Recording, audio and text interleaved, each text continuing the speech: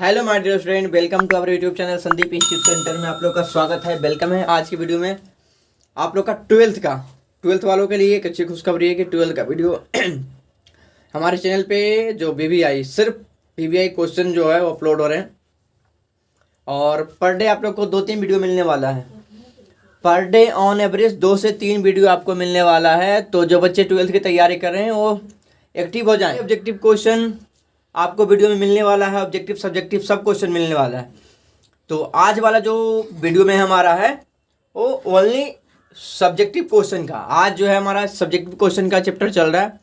तो मैं इससे पहले कहूँगा जो बच्चे आज नए आए हों हमारे चैनल को सब्सक्राइब कर लीजिएगा और एक बेल आइकन आता है उस पर क्लिक कर लीजिए ताकि जो भी नोटिफिकेशन होगा आपको वीडियो का मिलता रहेगा।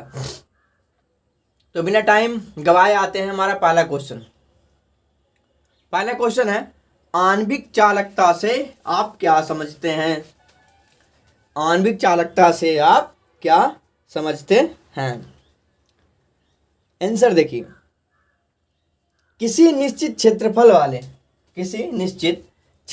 वाले 1 सेंटीमीटर की दूरी पर विद्यमान 2 इलेक्ट्रोडों के मध्य उपस्थित किसी बिलियन के उस आयतन की चालकता जिसमें विद्युत अपघट्ट 1 ग्राम अनुभार घुला हो उसकी आणविक चालकता कहलाती है।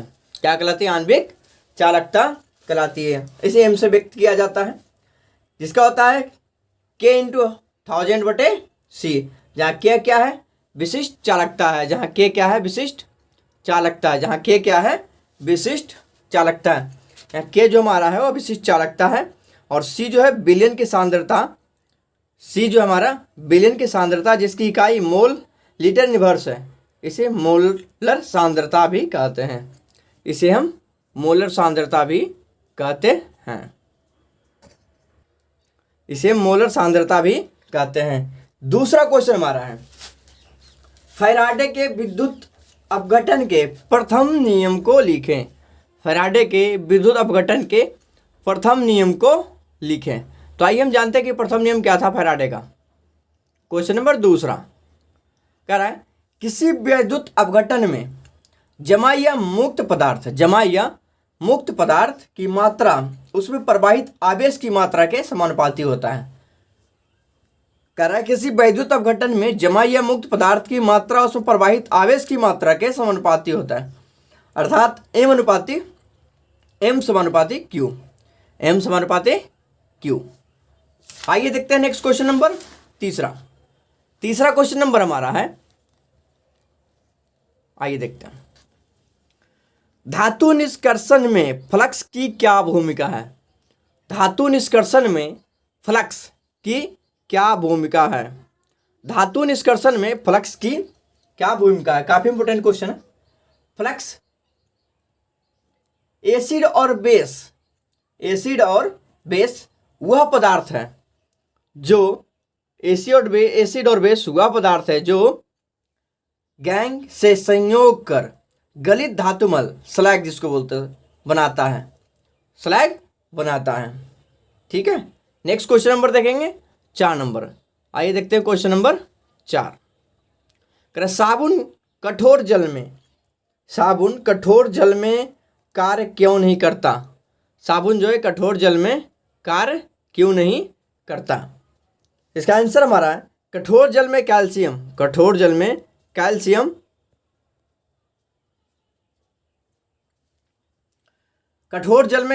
तथा मैग्नीशियम के आयन होते हैं। कठोर जल में क्या होता है? कैल्शियम तथा मैग्नीशियम के आयन होते हैं। यह आयन सोडियम अथवा पोटेशियम साबुन को कठोर जल में घोलने पर क्रमशः अघुलनशील कैल्शियम और मैग्नीशियम साबुन में परिवर्तित कर देते हैं। एक बार फिर से रिपीट कर रहा हूँ, कठोर जल में कैल्शियम तथा मैग्नीशियम के आयन होते हैं। यह आयन सोडियम अथवा पोटेशियम साबुन को कठोर जल में घोलने पर क्रमशः घुलनशील कैल्शियम और मैग्नीशियम साबुन में परिवर्तित कर देते हैं। इस आघुलनशील साबुन मलफेन अस्कम की तरह पानी से अलग हो जाते हैं। अस्कम की तरह क्या होता है? ये अलग हो जाता है। ये था हमारा 4 क्वेश्चन। नेक्स्ट क्वेश्चन देखेंगे 5वां। आइए देखते हैं क्वेश्चन नंबर 5वां करा H2S अम्ल है, H2S जो है अम्ल है जबकि H2O उदासीन क्यों? H2S अम्ल है बट H2S अम्ल है बट H2O उदासीन क्यों? H2S में HS आवन दुर्बल है जबकि H2S में HO आवन जो है प्रबल है, क्योंकि S का आकार यानी सल्फर का आकार ऑक्सीजन से बड़ा है, ऑक्सीजन से बड़ा है। अतः H2S जलीय विलयन में वियोजित होकर H+ आयन बनाते हैं। अतः जो है H2S जलीय विलयन में वियोजित होकर क्या बनाता है? H+ आयन बनाते हैं। इसी वजह से H2S अम्ल है जबकि H2O क्या है? उदासीन है। नेक्स्ट क्वेश्चन देखेंगे 6 नंबर क्वेश्चन देखेंगे, आइए देखते हैं। आप इसे स्क्रीनशॉट लेते जाइएगा या तो आप कॉपी में नोट कर लीजिएगा, ठीक है। थ्रेशोल्ड ऊर्जा क्या है? थ्रेशोल्ड ऊर्जा क्या है?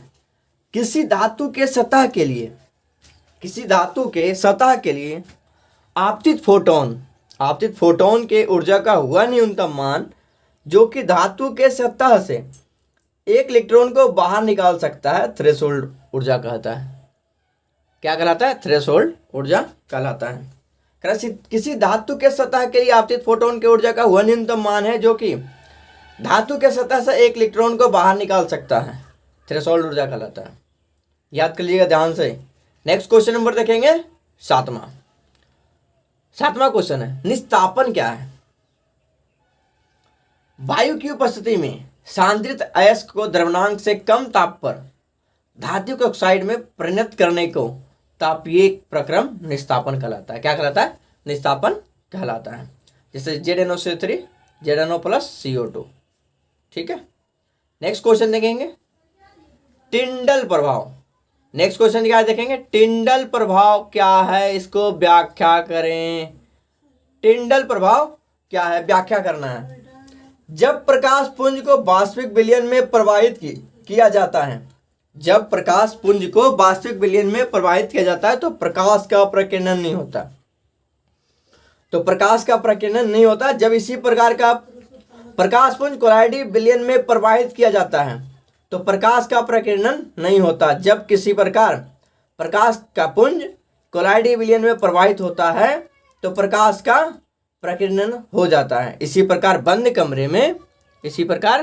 बंद कमरे में रोशनदान से आते प्रकाश में धूल के कण दिखाई देते हैं क्योंकि प्रकाश का प्रकीर्णन हो रहा है। यह घटना फैराडे द्वारा, सर्वप्रथम इस घटना को फैराडे ने देखा था, बट इसका जो व्याख्या जो किया था ना वो टिंडल ने किया था, टिंडल द्वारा व्यक्त की गई थी। इस प्रभाव को टिंडल प्रभाव कहते हैं। जब प्रकाश के अभिसारी पुंज को सॉल पर डाला जाता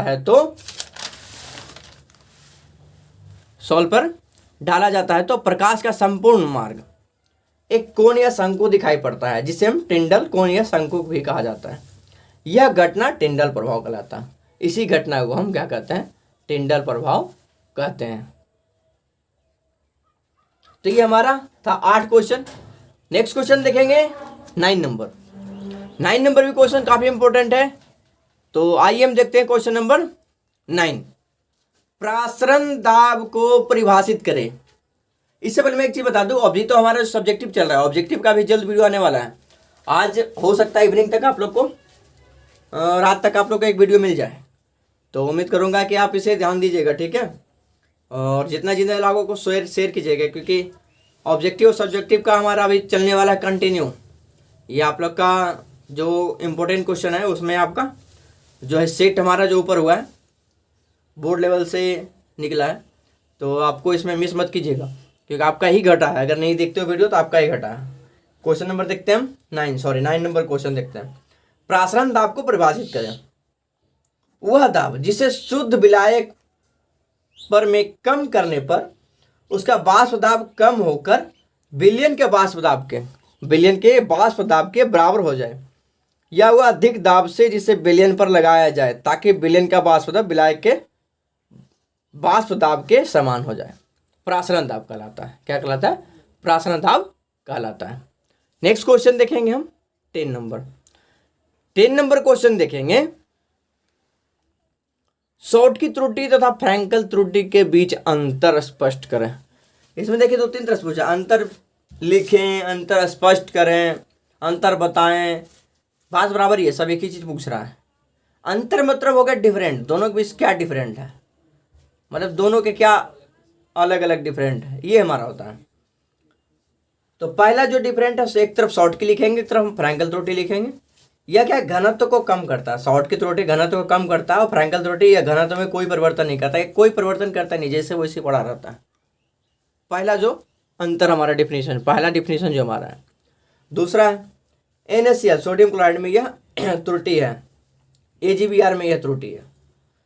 तीसरा है लैटिस से केशंस तथा एनियंस को लुप्त हो जाता है ये एनियन से अपने स्थान को छोड़कर इंटरस्टिकल साइट में चला जाता है।